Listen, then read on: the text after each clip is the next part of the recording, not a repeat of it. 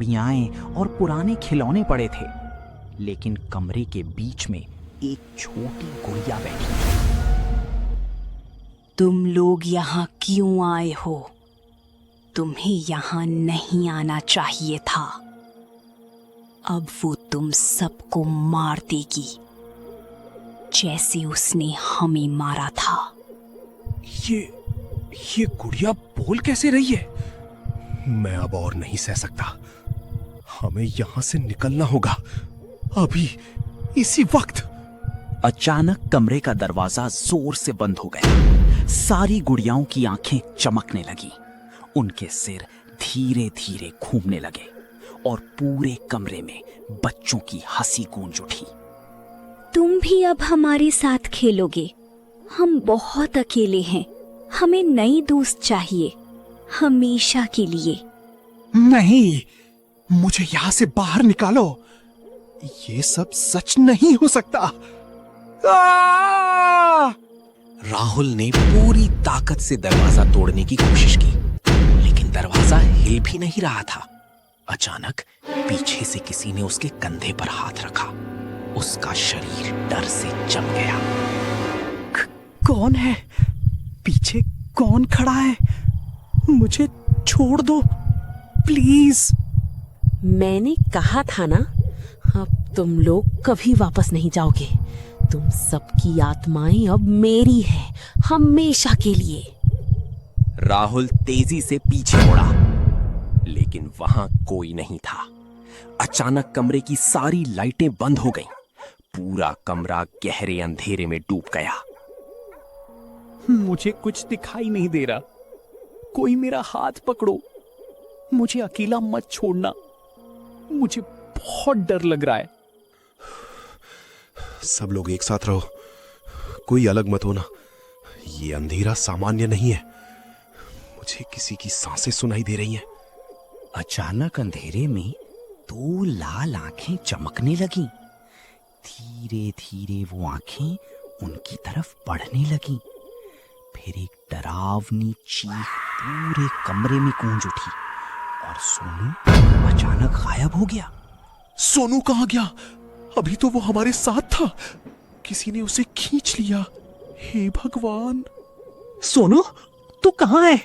जवाब दे प्लीज, कुछ बोल। पूरे हवेली में सोनू की चीखें गूंज रही थी। ऐसा लग रहा था जैसे कोई उसे घसीट कर ले जा रहा हो। दीवारों पर खून के निशान दिखाई देने लगे और हवा में सड़ांत की बदबू फैल गई। हम सोनू को ऐसे नहीं छोड़ सकते। हमें उसे ढूंढना होगा, लेकिन मुझे बहुत डर लग रहा है। ये जगह हमें जिंदा नहीं छोड़ेगी। हिम्मत रखो, हम सब साथ रहेंगे। सोनू को कुछ नहीं होगा। चलो उसे ढूंढते हैं। तीनों दोस्त आवाजों का पीछा करते हुए बेसमेंट तक पहुंच गए। नीचे जाते ही हवा और ज्यादा ठंडी हो गई। दीवारों पर अजीब लाल निशान बने हुए थे और दूर अंधेरे में कोई हिलता हुआ दिखाई दे रहा था। वो सामने कौन है? क्या वो सोनू है? लेकिन वो अजीब तरह से क्यों खड़ा है? मुझे कुछ ठीक नहीं लग रहा।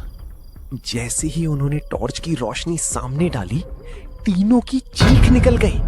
वहां सोनू दीवार से उल्टा लटका हुआ था और उसकी आंखें पूरी काली हो चुकी थीं। तुम लोग यहाँ क्यों आए? अब तुम लोग भी नहीं बचोगे। उसने मुझे अपना बना लिया है। अब मेरी आत्मा इसी हवेली की है। नहीं सोनू, तू ऐसा नहीं बोल सकता। हम तुझे यहां से बाहर ले जाएंगे। तू हमारे साथ चल। अचानक सोनू की गर्दन धीरे धीरे पूरी घूम गई। उसके चेहरे पर डरावनी मुस्कान फैल गई और फिर वो दीवार से गायब हो गया। पूरा बेसमेंट जोर जोर से कांपने लगा। बेसमेंट की दीवारें टूटने लगीं। चारों तरफ धूल और पत्थर गिरने लगे। अचानक जमीन के नीचे से हाथ बाहर आने लगे, जैसे कोई उन्हें नीचे खींचना चाहता हो। भागो! ये जगह टूट रही है। वो हाथ मेरे पैर पकड़ रहे हैं। मुझे बचाओ! सीढ़ियों की तरफ दौड़ो। जल्दी पीछे मत देखना, वरना हम सब खत्म हो जाएंगे।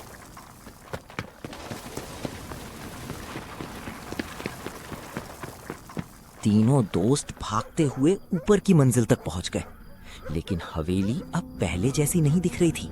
दीवारों पर अजीब चेहरे उभर आए थे और हर तरफ से फुसफुसाने की आवाजें आ रही थीं। तुम लोग नहीं बच सकते, ये हवेली जिंदा है। अब ये तुम्हें कभी बाहर नहीं जाने देगी, कभी नहीं। राहुल, मुझे लग रहा है हम मरने वाले हैं। ये हवेली हमें छोड़ने वाली नहीं। मुझे बहुत डर लग रहा है।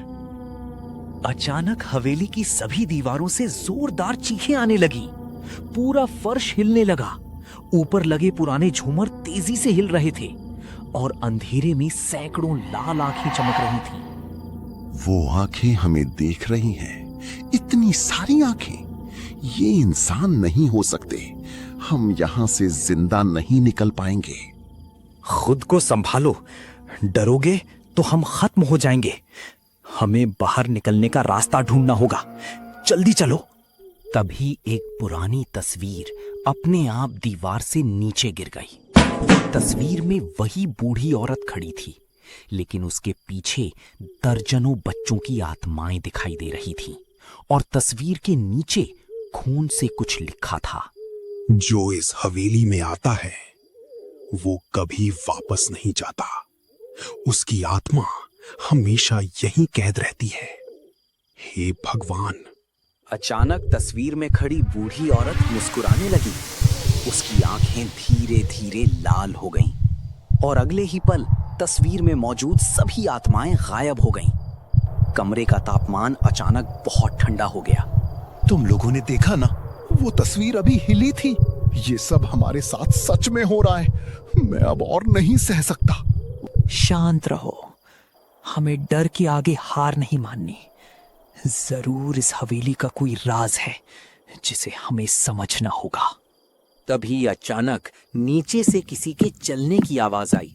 ठक ठक। जैसे ही तीनों दोस्त नीचे पहुंचे, उन्होंने देखा कि पूरा हॉल खून जैसे लाल पानी से भर चुका था। दीवारों पर अजीब परछाइयां रेंग रही थीं और बीच हॉल में वही बूढ़ी औरत खड़ी मुस्कुरा रही थी। तुम लोग आखिर वापस आ ही गए। मैं जानती थी कि तुम बच नहीं पाओगे। ये हवेली अब तुम्हारी किस्मत बन चुकी है। अब कोई चमत्कार तुम्हें नहीं बचा सकता। वो फिर आ गई। उसकी आंखों को देखो, ऐसा लग रहा है वो हमारी आत्मा देख रही है। मुझे यहां से भागना है। अचानक हॉल के सारे दरवाजे अपने आप बंद हो गए। ऊपर लटका बड़ा झूमर तेजी से हिलने लगा। पूरा कमरा भयानक चीखों से गूंज उठा और लाल पानी धीरे धीरे उनके पैरों तक आने लगा। कोई रास्ता ढूंढो, जल्दी। अगर हम यहीं रुके तो मर जाएंगे। हिम्मत मत हारो। मुझे लगता है अब सब खत्म हो गया। हम यहां से कभी बाहर नहीं निकल पाएंगे। काश हम उस रात यहां आए ही ना होते।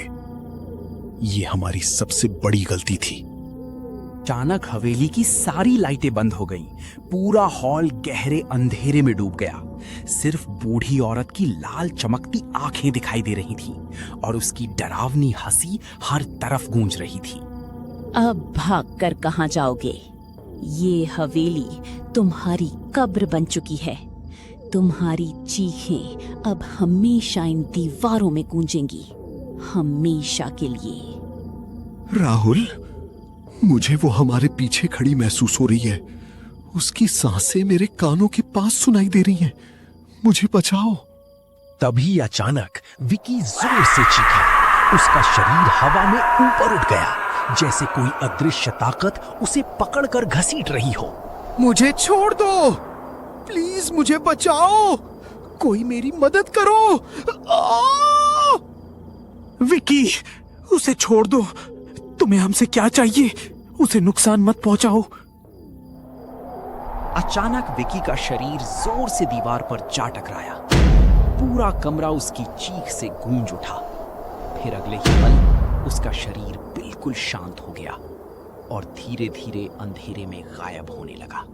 नहीं विक्की, उसे वापस ले आओ प्लीज। एक और आत्मा अब मेरी हो चुकी है। अब सिर्फ तुम दोनों बचे हो, लेकिन ज्यादा देर तक नहीं। बहुत जल्द तुम भी हमारे साथ होगे।